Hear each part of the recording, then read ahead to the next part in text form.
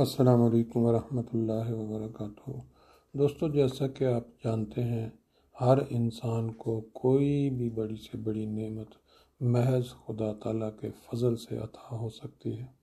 خاص کر اولاد تو ایک ایسی نعمت ہے جو ایک امانت کے طور پر اللہ تعالیٰ انسانوں کو عطا کر کے جب چاہے واپس لے لیتا ہے، جس کی سب سے بڑی مثال نبی پاک صلی اللہ علیہ وسلم کہ چھوٹے چھوٹے بیٹوں کو واپس لینے کی ہے، اور جس طرح خدا کے سب سے پیارے بندے نے صبر سے ہمیں نمونہ دکھایا، اس کے آگے سارے الفاظ ختم ہو جاتے ہیں۔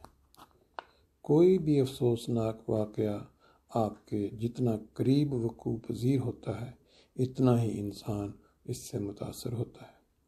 ہمارے شہر فرینکفرٹ کے حلقہ ریوڈلہائم میں مقیم مکرم ضیاء اللہ صاحب، جو چند سال قبل ہی ڈارمسٹاٹ سے فرینکفرٹ منتقل ہوئے، ان کا 11.5 سالہ بیٹا سرمد احمد، جو اپنے بھائی کے ساتھ 2 روز قبل ہی حضور اقدس کی آمد پر ترانوں کی ریہرسل کر رہا تھا، کل رات سوتے ہوئے اپنے پروردگار کی طرف واپس بلا لیا گیا۔ انا للہ و انا الیہ راجعون۔ اس دردناک حادثہ میں ایک بچے کی وفات نے ماں باپ اور عزیز و اقارب کے لیے بہت دردناک لمحات پیدا کر دیے۔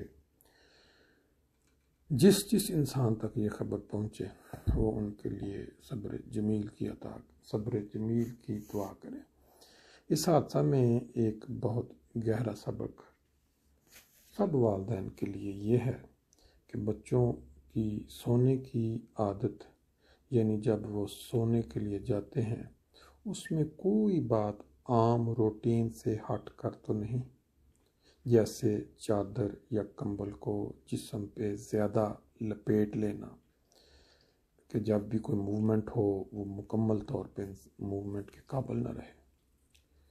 اسی طرح وہ اپنے ہاتھوں پہ رسی بندھے ہوئے یا گردن پہ دباؤ ڈالنے کا باعث بن رہا ہو، جیسا کہ اس بچے کے ساتھ ہوا۔ تفصیل میں جانے کی ضرورت نہیں، صرف اتنا جاننا ضروری ہے کہ اپنے بچوں کی سوتے وقت کوئی روٹین سے ہٹ کر عادت دیکھیں تو اسے ضرور ٹھیک کروائیں، کیونکہ ایسا حادثہ ہونے کا اندیشہ ہو سکتا ہے۔ اللہ تعالیٰ سرمد کو جنت الفردوس میں جگہ دے، والدین اور باقی عزیزوں کو صبر جمیل عطا کرے۔ جنازہ و تدفین کی اطلاع انشاءاللہ بعد میں کر دی جائے گی، جیسے ہی وہ ڈیٹ فائنل ہوتی ہے۔ عزیزم، سرمد احمد مکرم اصغر علی صاحب کے نواسے اور مکرم طاہر اصغر صاحب سیکرٹری مال حلقہ ریوڈلہائم کے